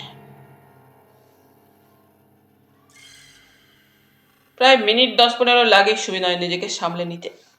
ধীরে ধীরে একসময় নিজেকে সামলে সোজা হয়ে দাঁড়ায় সুবিনয়। আবার মেঝের দিকে তাকায়। পরনে গগন বিহারীর পায়জামা ও ড্রেসিং গাউন, খালি পা। পায়ের চপ্পল জোড়ার একটা খাটের সামনে পড়ে আছে, অন্যটা মৃতদেহের পায়ের অল্প দূরে। উপুর হয়ে পড়ে আছেন গগন বিহারী, একটা হাত ছড়ানো, অন্য হাতটা দেহের নিচে। ঘরের মধ্যে সেন্ট্রাল টেবিলটা উল্টে পড়ে আছে। একটা অর্ধসমাপ্ত হোয়াইট হর্সের বোতল, একটা ভাঙা কাঁচের গ্লাস, গোটা 2 সোডার বোতলও মেঝের মধ্যে পড়ে আছে। সুবিনয় ভেবে ঠিক করতে পারে না অতঃপর তার কি কর্তব্য। সব যেন কেমন গোলমাল হয়ে যাচ্ছে। বাহাদুর পাশেই দাঁড়িয়ে কাঁদছিল। সেই বলে, अब क्या होगा দাদা বাবু? রামদেও কোথায়? এতক্ষণে যেন নিজেকে আরেকটা গুছিয়ে নিয়ে প্রশ্নটা করে সুবিনয়। রামদেও? হ্যাঁ, রামদেও কোথায়? সে তো রাত্রে পাশের ঘরেই থাকে। রামদেও নেই হ্যায়। নেহি হ্যায়? কোথায় গেল সে জানো? मुझे मालूम नहीं है दादा बाबू, सुबह से ही उसका पत्ता नहीं। और बहू रुक्मिणी? वो तो है। কোথায়? उसी का कमरे में ही है। नींद जाता है। अभी तक नींद जाता है? ওকে ডেকে আনো। বাহাদুর চলে গেল এবং একটু পরে রুক্মিণীকে নিয়ে এসে ঘরে ঢুকলো। রুক্মিণী ঘরে পা দিয়েই ভূপতিত গগনবিহারীর রক্তাক্ত নিষ্প্রাণ দেহটার দিকে তাকিয়ে অর্ধস্ফুট একটা চিৎকার করে ওঠে, হে মাইয়া, হায় রাম! এই রুক্মিণী, কাল রাত্রে তুই পাশের ঘরেই ছিলি তো? হ্যাঁ ছিলাম। কোনো শব্দ বা চিৎকার শুনিসনি? হায় রাম, নেই দাদা বাবু, কুছ নেই শোনা। মিথ্যে কথা। সুবিনয় গর্জন করে ওঠে, সত্যি কথা বল। হায় রাম, সাচ বলছি দাদা বাবু, তোর গোড় লাগি, আমি কিছু জানি না, কিছু শুনিনি। রামদেও কোথায়, তোর স্বামী? কেন, সে তো বাড়িতেই আছে। না, তাকে দেখছি না। কোথায় গিয়েছে সে? কোথায় আবার যাবে, হয়তো বাজারে গিয়েছে। এত সকালে বাজারে? তবে কোথায় যাবে? ওই সময় সুবীর এসে ঘরে ঢুকলো হন্তদন্ত হয়ে। সে বাড়ি ফিরেই নিচের চাকর ও প্রিয়লালের মুখে দুঃসংবাদটা পেয়েছিল। ঘরে পা দিয়েই সুবীর বলল, এ কি, কখন হলো? সুবিনয় বললে, মাথার মধ্যে আমার যেন কেমন করছে সুবিদা, চলো চলো, এ ঘর থেকে বের হয়ে চলো, এখানে দাঁড়িয়ে থাকা ভালো নয়। পুলিশে একটা খবর দিয়েছ? সুবীর প্রশ্ন করে। পুলিশ? হ্যাঁ, খুন। সর্বাগ্রে আমাদের পুলিশকেই খবর দেওয়া উচিত। এসো। এই রুক্মিণী, বাইরে যা। রুক্মিণী বাইরে চলে গেল। সুবীরই পাশের ঘরে গিয়ে নিকটবর্তী থানায় একটা ফোন করে দিল এবং থানায় ফোন করার পর জগজীবন বাবুকেও একটা ফোন করে দিল। ফোন করে দুজনে নিচে এসে বসলো সুবিনয়ের ঘরে। সুবিনয় বললে, এখন কি হবে সুবিরদা? পুলিশ এসে যা ব্যবস্থা করে তাই হবে, কিন্তু ওইভাবে ব্রুটালি কে মামাকে খুন করলো? যেভাবে বুড়ো বয়সে মামা মেয়ে মানুষ নিয়ে বেলেল্লেপনা শুরু করেছিলেন, এমন যে একটা কিছু হবে তা আমি বুঝতেই পেরেছিলাম। তা রামদেও রুক্মিণী কি বলে? ওরা তো রাত্রে পাশের ঘরেই থাকে। রুক্মিণী বললে সে কিছু জানে না, বললেই এমনি হলো। পাশের ঘরে একটা মানুষ খুন হয়ে গেল আর ওরা কিছুই জানে না। রামদেও কি বলে? রামদেও নেই। নেই মানে? পাওয়া যাচ্ছে না তাকে সকাল থেকে। তবে হয়তো ওই ব্যাটারি কীর্তি। কি বলছো তুমি সুবিধা? কাকাবাবুর যা চরিত্র ছিল, হয়তো এই ছুকরি রামদেওর বউটার দিকে হাত বাড়িয়েছিলেন, দিয়েছে ব্যাটা খতম করে। না না, নচেত বেটা গায়ে বিবে হবে কেন? হয়তো ব্যাপারটা জানতে পেরে ভয়ে নার্ভাস হয়ে পালিয়েছে। সুবীর মৃদু হাসল। ভুলে যেও না সুবিনয়, বেটা এককালে মিলিটারিতে চাকরি করত, কিন্তু ও তো মামার কাছে অনেক দিন থেকেই আছে। মেয়ে মানুষের ব্যাপারে বিশ্বাস, দুনিয়াটা অত সহজ রাস্তায় চলে না হে সুবিনয়, অত্যন্ত জটিল। আমি তোমাকে বলে রাখছি, ওই রুক্মিণী ছুরিকে নিয়েই ব্যাপারটা ঘটেছে। তা গত রাত্রে মিস সমিতা সান্যাল আসেননি? শুনলাম তো এসেছিলেন কাল রাত্রে। কে বললে? রামদেওই বলছিল। ওই মিস সমিতা সান্যালটি আর একটি চিজ। আধ ঘন্টার মধ্যে থানা অফিসার অরূপ মুখার্জি এসে গেলেন। অরূপ মুখার্জি একেবারে ইয়াং নয়, বয়স প্রায় 40-এর কাছাকাছি, লম্বা চওড়া চেহারা, সঙ্গে জনাচারেক সিপাইও আছে। পুলিশের জিপের আওয়াজ পেয়েই সুবীর সুবিনয়কে নিয়ে বাইরের বারান্দায় এসে দাঁড়িয়েছিল। অরূপ মুখার্জি জিজ্ঞাসা করলেন, থানায় ফোন করেছিল কে? সুবীর বললে, আমি স্যার। আপনি? আমি এই বাড়িতেই থাকি। আমার কাকা এক্স মিলিটারি অফিসার কর্নেল গগন বিহারী চৌধুরী খুন হয়েছে। কি করে খুন হলো? খুব সম্ভব stab to death. Dead body কোথায়? দোতলায়। চলুন। ওই সময় হঠাৎ দূরে কোথা থেকে ক্ষীণ একটা কুকুরের ডাক যেন কানে এলো। সিঁড়ি দিয়ে উঠতে গিয়ে থানা অফিসার অরূপ মুখার্জির ডাকটা সুবীর ও সুবিনয়েরও কানেও এসেছিল। অরূপ মুখার্জি বললেন, একটা কুকুরের ডাক শুনছি যেন। এ বাড়িতে কোনো কুকুর আছে নাকি? সুবিনয় বলে, হ্যাঁ স্যার, একটা অ্যালসেসিয়ান কুকুর আছে। কুকুরটা কার সুবিনয় বাবু? মামার পোষা কুকুর। মানে যিনি খুন হয়েছেন? হ্যাঁ। আশ্চর্য, এ বাড়িতে একটা কুকুর ছিল তাহলে। তা কোথায় কুকুরটা? সুবিনয় বললে, তাই তো, কুকুরটা কোথায়? সুবিনয় ও সুবীর তখন দুজনেই জ্যাকির নাম ধরে ডাকতে শুরু করে। জ্যাকি, জ্যাকি। কিন্তু জ্যাকি আসে না, জ্যাকির দেখা পাওয়া যায় না। সুবীর বলে, আশ্চর্য, সত্যি এতক্ষণ আমাদের একবারও জ্যাকির কথা মনে পড়েনি। জ্যাকি কোথায় গেল? একটা বাঘের মতো কুকুর। জ্যাকির ডাক আবারও শোনা গেল। ওরা সকলে সিঁড়ি থেকে নেমে এলো। একতলাটা তন্ন তন্ন করে খুঁজতে খুঁজতে বাড়ির পিছনে মালির জন্য যে ঘর তৈরি করা হয়েছিল, অথচ কোনো মালি না থাকায় এতদিন যে ঘরটা খালি পড়েছিল, সেখানে সকলে এসে দাঁড়ালো। বাড়ির পিছনে যে জায়গাটা খালি পড়েছিল সেখানেই ছিল ঘরটা। ঘরটার মধ্যে বাড়ি তৈরির সব জিনিসপত্র, কোদাল, শাবল, চুপড়ি, বালতি, লোহার রড, বাঁশ, দড়ি স্তূপীকৃত করা ছিল এবং বাইরে থেকে তালা লাগানো ছিল। দেখা গেল সেই ঘরের তালা নেই। একটা দড়ির সাহায্যে করা দুটো দরজায় শক্ত করে বাঁধা, আর সেই ঘরের ভিতর থেকে কুকুরের ডাক শোনা যাচ্ছে। দরজার গায়ে নখের আঁচড়ের শব্দ শোনা যাচ্ছে। ডাকটা এবারে বেশ স্পষ্ট। অরূপ মুখার্জি থমকে দাঁড়ালেন দরজার সামনে এসে। কুকুরটা আপনাদের চেনে তো? সুবীর ও সুবিনয়ের দিকে তাকিয়ে প্রশ্ন করলেন। হ্যাঁ স্যার, সুবীর বললেন। তাহলে আপনারাই কেউ দরজাটা খুলুন তো। সুবীরই এগিয়ে গিয়ে দরজাটার দড়ি খুলে দিল। ঘরটা অন্ধকার, একটা বিশ্রী ভ্যাপসা গন্ধ দরজাটা খুলতেই ওদের নাকে এসে যেন ঝাপটা দেয়। জ্যাকি ডাকতে ডাকতে ঘর থেকে বের হয়ে এলো দরজাটা খুলে দিতেই, কিন্তু তার তেজ ও গতির ক্ষিপ্রতা যেন নেই আর। কেমন যেন একটা মিয়ানো ভাব। কুকুরটা কিন্তু ওদের দিকে তাকালোও না। একবার অরূপ মুখার্জির সামনে এসে ওর গন্ধ শুকে সোজা ভেতরের দিকে চলে গেল। সকলে ওরা অনুসরণ করে জ্যাকিকে। জ্যাকি আগে চলেছে, ওরা তিনজনে পিছনে পিছনে। জ্যাকি ভিতরে ঢুকে সোজা সিঁড়ি দিয়ে ওপরে উঠে যেতে থাকে। পিছনে পিছনে সিঁড়ি বেয়ে ওঠে ওরা তিনজন। জ্যাকি এসে একেবারে খোলা দরজা পথে সিঁড়ি বেয়ে দোতলায় উঠে গগন বিহারীর শয়ন ঘরে প্রবেশ করলো। ওরাও ঘরে গিয়ে ঢুকলো। জ্যাকি ঘরে ঢুকে সোজা গিয়ে ভূপতিত গগন বিহারীর মৃতদেহটার সামনে দাঁড়িয়ে আপাদমস্তক শুকলো দেহটা। তারপর হাঁটু গেড়ে বসে পড়লো মৃতদেহের কাছেই একেবারে। তারপরেই হঠাৎ মুখ তুলে জ্যাকি কয়েকবার ডাকলো। ডাকলো ক্ষীণ, ক্লান্ত, কিন্তু দীর্ঘায়ত। মনে মনে যেন প্রভুর মৃত্যুতে কাঁদছে। আশ্চর্য, জ্যাকির চোখে সত্যিই জল, সত্যিই জ্যাকি কাঁদছে। তিনজনেই সেই করুণ দৃশ্য দেখে একেবারে নির্বাক, বোবা যেন। যোগজীবন যখন ফোনটা পেলেন, সে সময় তিনি একা ছিলেন না।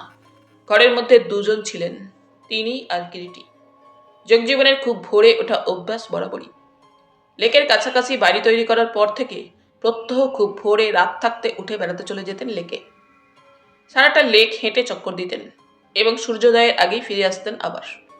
কি গ্রীষ্ম, কি শীত, কখনো বড় একটা তার ওই রুটিনের ব্যতিক্রম হতো না। কিরিটিও তার নতুন বাড়ি গড়িয়াহাটায় চলে আসবার পর খুব ভোরে উঠে লেকে বেড়াতে যেতে শুরু করেছিল। সেইখানেই অনেকের সঙ্গে আলাপ। যোগেশ বাবু, ধীরেন বাবু, মাস্টারমশাই প্রমোদ বাবু, ফণী বাবু, দীনেশ বাবু ও যোগজীবন সবারই রিটায়ার্ড লাইফ, অবসর জীবন যাপন করছে। যোগজীবনের সঙ্গেই কিরিটির একটু বেশি ঘনিষ্ঠতা জমে ওঠে। মধ্যে মধ্যে যোগজীবন আসতেন কিরিটির গৃহে, কিরিটিও যেত যোগজীবনের গৃহে। কিরিটির মাথায় আবার নানা ধরনের ফুলের গাছের শখ চেপেছিল। যোগজীবনের ফুল গাছের শখ। যোগজীবন প্রায়ই গাড়ি নিয়ে এদিক ওদিক কলকাতার বাইরে সব নার্সারিতে যেতেন ফুল গাছের সন্ধানে। কিছুদিন আগে ক্রোটন ফুলের একটা চারা এনেছিলেন যোগজীবন। তাতে প্রথম ফুল ধরেছে। কথাটা লেকে বেড়াতে বেড়াতে শুনে কিরিটি যোগজীবনের সঙ্গে তাল গৃহে এসেছিল দেখতে টবে ফোটা ফুলটা। ফুল দেখার পর কিরিটি বললে, এটা ক্রোটন নয় যোগজীবন বাবু। নয়? কিন্তু নার্সারির লোকটা যে বললে। হয় সে ক্রোটন চেনে না, না হয় আপনাকে ঠকিয়েছে।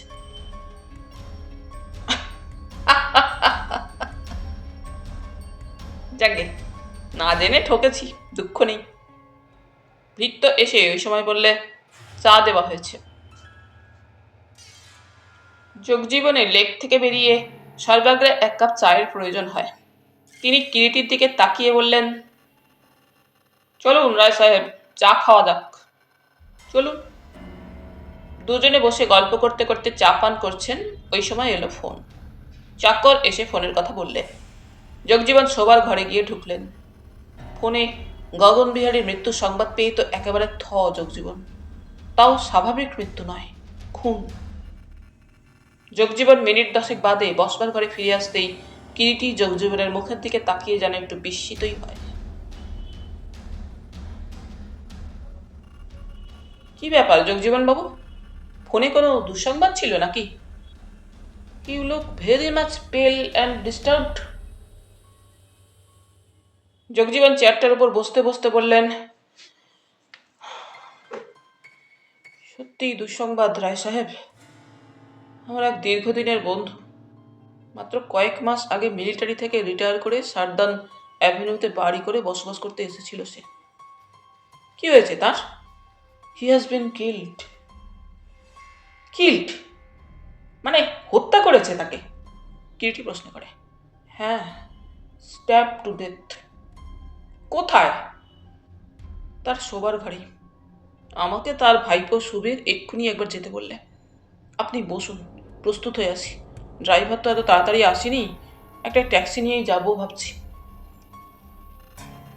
জগজীবন ঘর থেকে বের হয়ে গেলেন।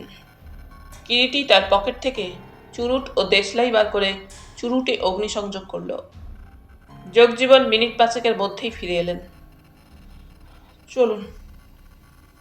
রাস্তায় বের হয়ে কিন্তু ট্যাক্সি পাওয়া গেল না। এমনিই হয়, দরকারের সময় হাতের কাছে কখনোই একটা ট্যাক্সি পাওয়া যায় না। চলুন না, কাছেই তো, হেঁটেই যাওয়া যাক, কিরিটি বললে। চলুন। দুজনে পাশাপাশি হাঁটতে লাগলেন। রাস্তায় তখনও একটা বড় লোক চলাচল শুরু হয়নি, খুব বেশি হলে 6:30 হবে। আপনার বন্ধুর বাড়িতে কে কে ছিল জগজীবন বাবু? ওর স্ত্রীর আগেই মৃত্যু হয়েছে। একমাত্র ছেলে বিলেতে সেটেলড করেছে, ইঞ্জিনিয়ার। বাড়িতে এক ভাগ্নে আর এক ভাইপো, তাদেরই এনে রেখেছে। ভাড়া দেননি বুঝি? না। ফোন করেছিল একটু আগে আপনাকে আপনার বন্ধুর ভাইপোই, না? হ্যাঁ। কি করেন ভদ্রলোক? আমি কিছুদিন আগে এক মারোয়ারি ফার্মে ভালো চাকরি করে দিয়েছি। বয়স কত? 30-32 হবে। বিবাহিত? না, বিয়ে থা করেনি সুবিরাজও। আর ভাগ্নে? সুবিনয় সুবীরের থেকে বছর 2-3 বোধহয় ছোট। কোনো একটা নাম করা ঔষধের প্রতিষ্ঠানে মেডিকেল রিপ্রেজেন্টেটিভ। শুনেছি ভালোই মাইনে পায়। বাড়িতে চাকর বাকর আছে কজন? গগনের সঙ্গেই এসেছিল তার নেপালি ড্রাইভার বাহাদুর, ভৃত্য রামদেও। রামদেও লোকটা মিলিটারিতে চাকরি করত, খুব বিশ্বাসী এবং গগনের খুব প্রিয়। কেয়ারটেকার ও দারোয়ান জার্নাল সিং আর এদেশীয় ভৃত্য রতন ও কুক প্রিয়লাল। হ্যাঁ, আর একটা জীব আছে। জীব? হ্যাঁ, একটি অ্যালসেসিয়ান কুকুর, জ্যাকি। কুকুরটা কার? গগনেরই। গগনের সঙ্গেই এসেছে, বাঘের মতন কুকুর। আশ্চর্য। কি বললেন? বলছি অমন একটা কুকুর বাড়িতে, তবুও এরকম দুর্ঘটনা ঘটল। আমিও তো তাই ভাবছি রায় সাহেব। মানুষটি এমনিতে কেমন ছিলেন? মানে কোনো রকমের ভাইস ছিল কি? না, সেরকম কিছু আমি অন্তত জানি না। ও সে এমনিতে একটু সেলফ স্ট্যান্ডার্ড, লোকজনের সঙ্গে বড় একটা মেশে না। তবে ইদানিং শুনতাম সমিতাদের ক্লাবে প্রত্যহ প্রায় যেত। সমিতাকে? আমার বোন। বয়স কত? বেশি নয়, বছর 26-27 হবে। ভবতারিণী কলেজে ইংলিশের প্রফেসর। ক্লাবটার নাম কি? মরালি সংঘ। মরালি সংঘের নাম শুনে কিরিটি যোগজীবনের দিকে তাকালো, কারণ ক্লাবটার নাম সেও শুনেছিল। বালিগঞ্জ অঞ্চলেই ক্লাবটা। শহরের একদল ধনী প্রৌঢ় ও তথাকথিত অভিজাত পরিবারের যুবক যুবতী মিলে ক্লাবটা গড়ে তুলেছে। ব্যারিস্টার, অধ্যাপক, ডাক্তার, ইঞ্জিনিয়ার সবাই। ক্লাবে কিরিটি শুনেছিল নানা ধরনের খেলাধুলার সঙ্গে সঙ্গে ঢালোয়া মদ্যপানও চলে। মধ্যে মধ্যে আবার সাংস্কৃতিক অনুষ্ঠানও করে। সাধারণ স্তরের লোকেরা সেখানে প্রবেশ অধিকার পায় না। আপনার বোন বুঝি ওই ক্লাবের মেম্বার?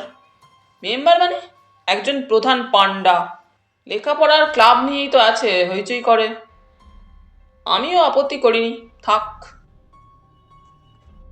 বিয়ে থা হয়নি? হয়েছিল, কিন্তু বছর 2 হলেও ডিভোর্স হয়ে গিয়েছে। আর বিয়ে থা করলেন না?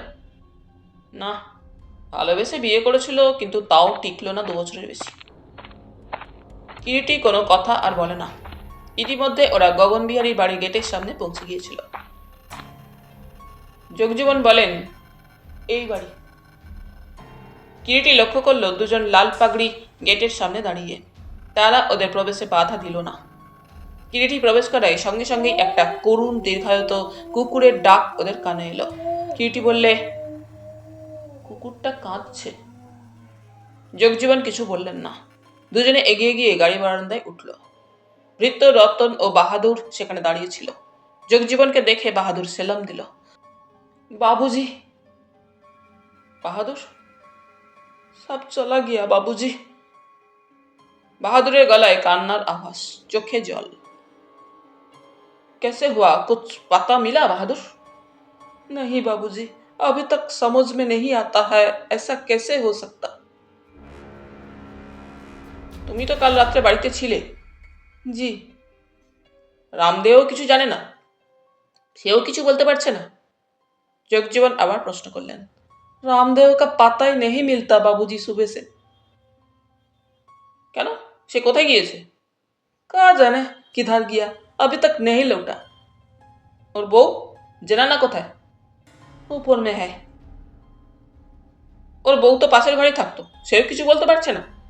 नहीं बाबूजी, बेचारी रोता है सुनकर। কিরিটি ওই সময় প্রশ্ন করে, রামদেবের বউ এখানে থাকতো নাকি? হ্যাঁ। হ্যাঁ, এটা তৃতীয় পক্ষের বউ, কিছুদিন হলো এসেছে এখানে। বয়স তো তাহলে খুব অল্প। হ্যাঁ, 16-17 হবে। দেখতে কেমন? দেখতে মোটামুটি ভালোই। চলুন উপরে যাওয়া যাক, কিরিটি বললে। সিঁড়ি দিয়ে ওপরে উঠে বারান্দায় পৌঁছতেই সুবীরের সঙ্গে দেখা হয়ে গেল। এই জি স্যার, আপনি এসে গিয়েছেন? যান ভিতরে গিয়ে দেখুন কাকা। কথাটা শেষ করতে পারে না সুবীর, কান্নায় যেন তার গলাটা বুঝিয়ে আসে। কিরিটি তীক্ষ্ণ দৃষ্টিতে সুবীরকে দেখছিল। বেশ সুন্দরী চেহারা, তবে রোগা। গায়ের রং সুবীর বংশের ধারা অনুযায়ী পেয়েছিল, রীতিমতো ফর্সা। মাথা ভর্তি চুল ব্যাকব্রাশ করা, তারই মধ্যে 2-একটা রূপালী চুল চোখে পড়ে। চোখ দুটি বড় বড়, টানা টানা, উন্নত নাসা, ধারালো চিবুক, চোখে শৌখিন ফ্রেমের চশমা, পরনে পায়জামা ও পাঞ্জাবি। ইতিমধ্যে সুবীর বাইরের বেশ বদলে ফেলেছিল। কিরিটি প্রশ্ন করে, বাইরে পুলিশ দেখলাম, থানার ওসি এসেছে বোধহয়? হ্যাঁ, মিস্টার মুখার্জি। অরূপ না? কিরিটির কথা শেষ হলো না, সুবিনয় বাইরে এলো এই সময় ঘর থেকে। রায় সাহেব, এই সুবিনয় গগনের ভাগ্নে। কিরিটি তার অনুসন্ধানী তীক্ষ্ণ দৃষ্টি একবার বুলিয়ে নেয় সুবিনয়ের সর্বাঙ্গে। বেশ হৃষ্টপুষ্ট চেহারা, গায়ের রংটা একটু চাপা, মাথার চুল রুক্ষ বিশ্বস্ত, চোখে মুখে একটা দুশ্চিন্তা ও বিষণ্ণতার ছাপ পড়েছে যেন। পরনে একটা লুঙ্গি, গায়ে গেঞ্জি, চোখের দৃষ্টি তীক্ষ্ণ ও বুদ্ধিদীপ্ত। আপনি এসেছেন? জগজীবনের দিকে তাকিয়ে বলে সুবিনয়। যান ভিতরে যান, থানা অফিসার ভিতরেই আছেন। কথাটা বলে সুবিনয় সব প্রশ্ন দৃষ্টিতে কিরিটির দিকে তাকায়। কিরিটি জগজীবনকে বললে, চলুন সানাল মশাই, ভেতরে যাওয়া যাক। হ্যাঁ চলুন। দুজনে এগিয়ে গেল। মৃতদেহ পরীক্ষান্তে অরূপ মুখার্জি তখন ঘরের চারিদিকে সবকিছু খুঁটিয়ে খুঁটিয়ে পরীক্ষা করছিল। জগজীবন আগে ও পরে কিরিটি ঘরের মধ্যে এসে ঢুকল। পদশব্দে চোখ তুলে তাকাতেই অরূপের সঙ্গে কিরিটির চোখাচোখি হলো। অরূপের চোখের তারা দুটো যেন আনন্দে চকচক করে ওঠে। মিস্টার রায়, আপনি? নতুন থানায় বদলি হয়ে এসে অরূপ কিরিটি তার এলাকাতেই আছে জানতে পেরে নিজেই একদিন গিয়ে স্বতঃপ্রবৃত্ত হয়ে আলাপ করে এসেছিল। কাজেই পরস্পর পরস্পরের কাছে তারা অপরিচিত নয়। কিরিটি জগজীবনকে দেখিয়ে বললে, হ্যাঁ অরূপ, উনি আসবার সময় আমায় ধরে নিয়ে এলেন। ফোনটা যখন যায় আমি ওখানে বসে চা খাচ্ছিলাম। খুব ভালো হয়েছে আপনি এসেছেন। কিন্তু উনি, ওর পরিচয়? অরূপ জগজীবনকে দেখিয়ে প্রশ্ন করল। Jagjivan Sanyal, retired life lead করছেন, কাছাকাছি বাড়ি, গগনবিহারীর দীর্ঘদিনের ঘনিষ্ঠ বন্ধু। আই সি, আপনাকে বুঝি ফোনে সংবাদ দিয়েছিল কেউ? জগজীবনকে প্রশ্ন করে অরূপ। হ্যাঁ, ফোন পেয়েই তো আসছে। কে ফোন করেছিল? সুবীর, গগনের ভাইপো। কিরিটি ইতিমধ্যে ভূপতিত মৃতদেহটার সামনে এগিয়ে গিয়েছিল। মৃতদেহের সামনে তখন জ্যাকি বসে আছে। সে তাকালো না। পৃষ্ঠদেশে ছোড়াটা আমূল বিদ্ধ হয়ে আছে। খানিকটা বাঁদিক ঘেঁষে ছোড়াটা বৃদ্ধ করা হয়েছে। বোঝা যায় ওই ছুরিকাঘাতেই সম্ভবত মৃত্যু হয়েছে গগনবিহারীর। একটু দূরে দামি খাট, উপরে আধুনিক ডিজাইনের শয্যা। শয্যার চাদর এলোমেলো, বালিশ দুটোও যথাস্থানে নেই। খাটের নিচে খানিকটা জায়গা জুড়ে মেঝেতে দামি একটা কার্পেট বিছানো, বাকি মেঝেটায় কোনো কার্পেট নেই। সাদা কালো ডিজাইনের মোজাইক টাইলসের মেঝে ঘরে, ঝকঝকে পরিষ্কার মেঝে। খাটের হাত পাঁচেক দূরে মৃতদেহটা উত্তর দক্ষিণ ভাবে কোনোকুনি পড়ে আছে।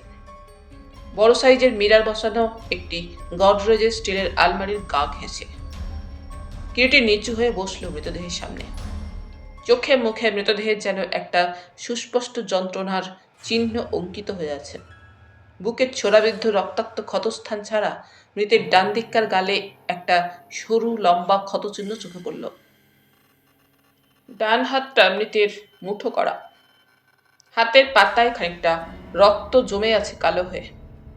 কিরিটি মৃতদেহের বদ্ধ মুঠি খোলবার চেষ্টা করলো, কিন্তু পারল না। কি যেন একটা চকচক করছে মুঠির মধ্যে। ওর নজরে পড়ে রাইগার মর্টিস সেট ইন করেছিল মৃতদেহে। চকচকে বস্তুটি কোনো মতে বদ্ধ মুঠি থেকে বের করতে গিয়ে ভেঙে গেল। কিরিটি সেই ভাঙা বস্তুটি নিয়ে উঠে দাঁড়ালো। একবার দেখলো ভালো করে জিনিসটা কি, ঠিক বুঝতে পারল না। অরূপ পাশেই দাঁড়িয়ে লক্ষ্য করছিল। জিজ্ঞাসা করলো, কি ওটা মিস্টার রায়? মনে হচ্ছে একটা ভাঙা কাঁচের চুরির টুকরো। ভাঙা কাঁচের চুরির টুকরো? তাই তো মনে হচ্ছে। কিরিটি রেখে দিল পকেটের মধ্যে ভাঙা চুরির টুকরোটা। হাতের মুঠোর মধ্যে কোথা থেকে এলো ওটা?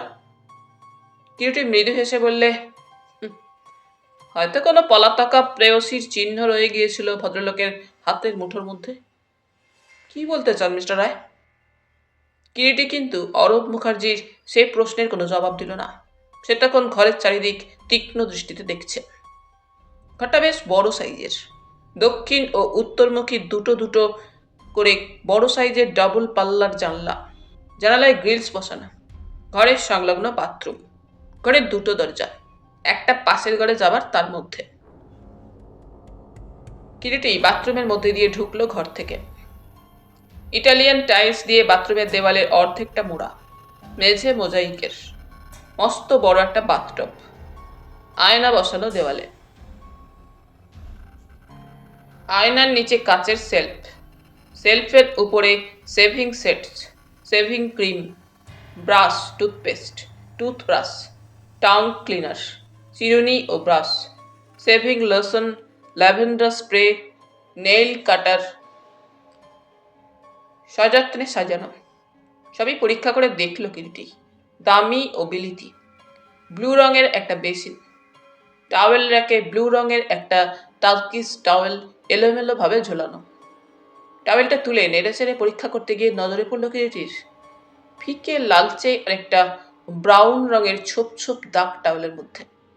কিরিটি ঝুঁকে পড়ে বেসিনটা দেখতে লাগলো।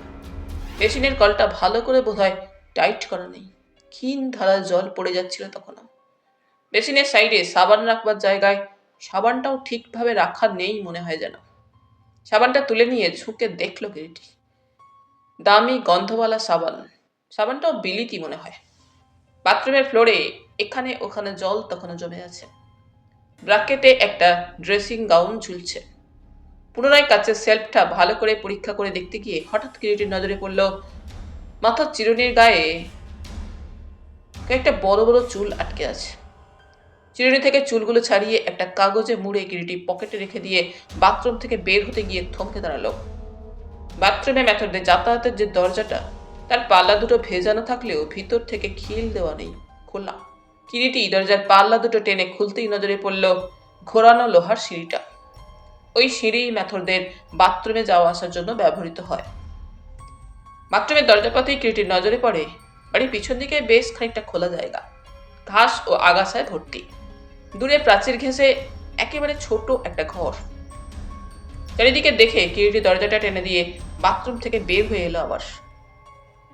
ঘরের চারিদিক নজর করে আবার দেখে একটা দামি সিঙ্গেল খাট, একটা গোদরেজের আলমারি, ওয়ার্ড্রোব, তার উপরে একটা বুদ্ধ মূর্তি ও একটা কাঠের হাতি। অরূপ, কিছু বলছিলেন? কিরিটির ডাকে ওর দিকে তাকালো অরূপ কথাটা বলে। তোমার সব জিজ্ঞাসাবাদ শেষ হয়েছে? না। তাহলে শুরু করে দাও। আপনি এখন চলে যাবেন? না, তোমার জিজ্ঞাসাবাদ শেষ হোক তারপর যাব। তাহলে চলুন পাশের ঘরে যাওয়া যাক। ডেড বডি সরাবার ব্যবস্থা করেছো? করেছি, ফোন করে দিয়েছি। পাশের ঘরে এসে বসলো সকলে। ওটাই বসবার ঘর, চমৎকারভাবে সাজানো। এক পাশে ফোনও আছে। জগজীবনবাবু কাঁদছিলেন, চোখ দুটো তার লাল হয়ে উঠেছিল। কিরিটি যে সোফাটায় বসে জগজীবনবাবু সেই সোফাতেই কিরিটির পাশ ঘেঁষে বসলেন।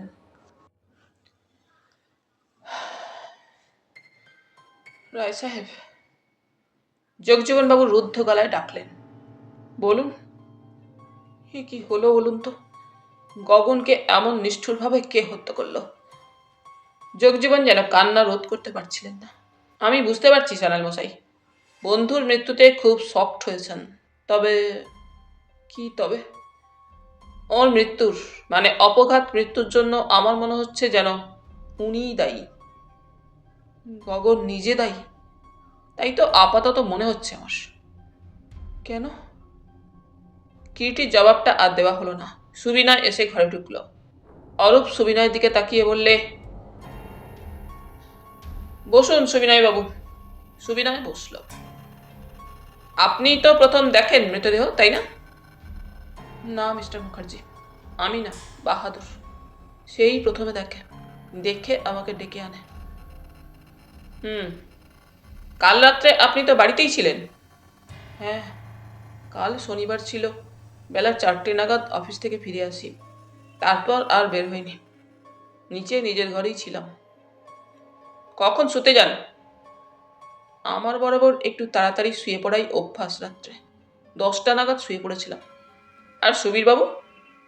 সে বিকেলেই সেজেগুজে বের হয়ে গিয়েছিল, আজ সকালে ফিরেছে, রাত্রে বাড়িতে ছিল না। আর আপনার মামা গগনবাবু, তিনি কাল বের হননি কোথাও? মামাও কাল বের হননি। কেউ তার কাছে এসেছিল? হ্যাঁ, রাত তখন বোধ করি 9:30 কি 9:45 হবে, ঠিক সময়টা মনে নেই। আমার খাওয়া হয়ে যাবার পরই সমিতা দেবী এসেছিলেন। কথাটা সুবিনয় শেষ করলো একেবারে আর চোখে কিরিটির পার্শ্বে উপবিষ্ট যোগজীবনের দিকে তাকিয়ে। অত রাত্রে সমিতা দেবী এসেছিলেন? হ্যাঁ, প্রায় তো আসতেন, তবে ইদানিং হপ্তাখানেক আসছিলেন না। মামাও বের হতেন না সন্ধ্যায় বাড়ি থেকে, দেখছিলাম। সমিতা দেবীকে? অরূপ প্রশ্ন করল। জগজীবনবাবুর বোন। অরূপ জগজীবনবাবুর মুখের দিকে তাকালো। জগজীবনবাবু বললেন, হ্যাঁ, আমার বোন। গগন ওকে ছোটবেলা থেকেই চিনত। তাছাড়া সমিতাদের মরালি সংঘের পেট্রন ছিল গগন। গগনবাবুর সঙ্গে আপনার অনেক দিনের পরিচয় বলুন তাহলে? হ্যাঁ, দীর্ঘদিনের বন্ধুত্ব আমাদের পরস্পরের। আচ্ছা, সমিতা দেবী বিবাহিত না অবিবাহিত? জবাবটা দিল সুবিনয়। বিবাহ করেছিলেন, তবে বছর 2 আগে ডিভোর্স হয়ে গিয়েছে। মামাবাবুর সঙ্গে বেশ ভালো পরিচয় ছিল সমিতা দেবীর। তা কখন সমিতা দেবী চলে যান আবার রাত্রে? বলতে পারি না, আমি ঘুমোবার পর হয়তো চলে গিয়েছিলেন। বাহাদুর বলছিল। কি বলছিল? রাত 11টা নাগাদ নাকি কাল গিয়েছিলেন সমিতা দেবী। আপনি জানতে পারেননি কখন গিয়েছেন? না। আপনি তাহলে জানতেই পারেননি কখন সমিতা দেবী চলে গেলেন? কিরিটি প্রশ্নটা করে আবার। না। আচ্ছা সুবিনয় বাবু, বলুন।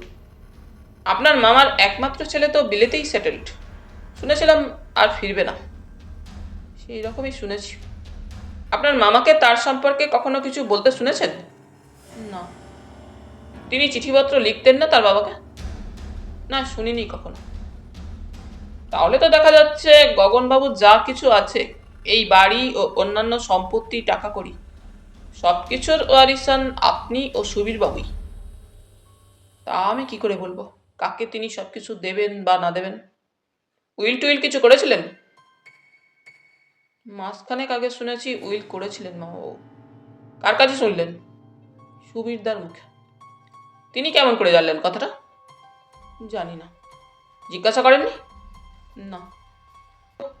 অরূপ, সুবিনয় বাবুকে আর কিছু জিজ্ঞাসা করবে? আপাতত না। আপনি সুবিনয় বাবু এখন যেতে পারেন। সুবীর বাবুকে পাঠিয়ে দিন এ ঘরে। সুবিনয় চলে গেল। আর একটু পরেই সুবীর এসে ঘরে ঢুকল। অরূপই প্রশ্ন শুরু করে। সুবীর বাবু, কাল রাত্রে শুনলাম আপনি এ বাড়িতে ছিলেন না? না। কোথায় গিয়েছিলেন? এক বন্ধুর বোনের বিয়েতে বেলগাছিয়ায় গিয়েছিলাম। রাত্রে ফিরতে পারিনি। সকালে ফিরেই তো ব্যাপারটা জানতে পারলাম। কিরিটি ওই সময় বলে ওঠে, সঙ্গে সঙ্গে বোধহয় থানায় ফোন করেন? ঠিক তক্ষুনি ফোন করিনি, কিছুক্ষণ বাদে করি। আচ্ছা সুবীর বাবু, সমিতা দেবীকে আপনি চিনতেন? চিনতাম বই কি। তিনি তো এখানে কাকার কাছে প্রায়ই সন্ধ্যায় আসতেন। দিনের বেলা আসতেন না? হ্যাঁ, আসতেন। আপনার কখনো কোনো কৌতূহল হয়নি কেন ঘন ঘন সমিতা দেবী আপনার কাকার কাছে আসতেন? শুনেছিলাম ওদের ক্লাবের উনি পেট্রন একজন। তাছাড়া ওদের দীর্ঘদিনের পরিচয়। দুজনের মধ্যে খুব ঘনিষ্ঠতা ছিল, তাই না? সুবীর ইতস্তত করে। কিরিটির পার্শ্বে উপবিষ্ট যোগজীবনের দিকে তাকায়। বলুন না। ওকে দেখে কোনো সংকোচের আপনার কারণ নেই। যা বলতে চান বলুন। আপনি যখন বললেন বলতে বলছি। ওর বন্ধু, আমার পূজনীয় কাকা। তাহলেও বলবো, তার অল্প বয়সের স্ত্রীলোকদের ওপর কেমন একটা দুর্বলতা ছিল, প্রশ্রয় ছিল। আপনার চোখে কখনো কিছু পড়েছে? না। তবে কথা আপনার মনে হয়েছিল কেন? চোখে না পড়লেই কি সব কথা সবসময় অস্বীকার করতে পারি আমরা? সুবীর বলল, তা অবশ্যই ঠিক। তবু বুঝতেই পারছেন আমি আর একটু স্পষ্ট করে শুনতে চাই কথাটা আপনার মুখ থেকে। সুবীর এবারে একধারে একটা বুক কেসের উপরে সাজানো ম্যাগাজিনগুলো দেখিয়ে বলে, ওই ম্যাগাজিনগুলো একবার উল্টে পাল্টে দেখুন, তাহলেই বুঝতে পারবেন। সব নোট পিকচার্সে ভর্তি। সর্বক্ষণে ওইসব নিয়ে মশগুল থাকতেন কাকা। কিরিটি উঠে গিয়ে সযত্নে রক্ষিত ম্যাগাজিনের থাক থেকে একটা ম্যাগাজিন নিয়ে উল্টে পাল্টে দেখে সেটা পুনরায় যথাস্থানে রেখে দিয়ে সোফায় এসে বসল। দেখলেন? হ্যাঁ। সব ম্যাগাজিনগুলোই অমনি জানলেন কি করে আপনি? আপনিও নিশ্চয়ই মনে হচ্ছে আপনার কাকার অ্যাবসেন্সে ম্যাগাজিনগুলো উল্টে পাল্টে দেখেছেন, তাই কি? না, সব নোংরা জিনিস আমি হাতে ধরি না।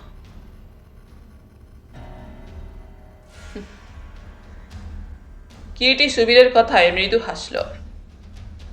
আচ্ছা সুবীর বাবু, ওই সমিতা দেবী ও তার ক্লাবের ব্যাপার এবং ওই ম্যাগাজিনগুলো ছাড়া আর কখনো কিছু আপনার কাকার ব্যাপারে চোখে পড়েছে? কেন? ওই যে রামদেওর যুবতী তৃতীয় পক্ষের বউটা, সে তো সবসময় এ ঘরে থাকতো শুনছি। কিরিটি আবার মৃদু হাসল। এসব কারণে আপনি মনে হচ্ছে আদৌ আপনার কাকার উপরে সন্তুষ্ট ছিলেন না। সুবীর কিরিটির কথার কোনো জবাব দেয় না। ভালো কথা। সুবিনয় বাবু বলছিলেন আপনি নাকি তাকে বলেছিলেন আপনার কাকা উইল করেছেন? শুনেছি। আপনিও শুনেছেন? হ্যাঁ, শোনা কথা আমারও। কার কাছে শুনলেন? রামদেওই বলেছিল। রামদেও মানে সেই চাকরটা? হ্যাঁ। তার সঙ্গে আপনার খুব কথাবার্তা হতো তাই না সুবীরবাবু? মানে তার মুখ থেকেই সব খবরাখবর উপরের তলার নিতেন আপনি? ও ধরনের প্রবৃত্তি আমার নেই।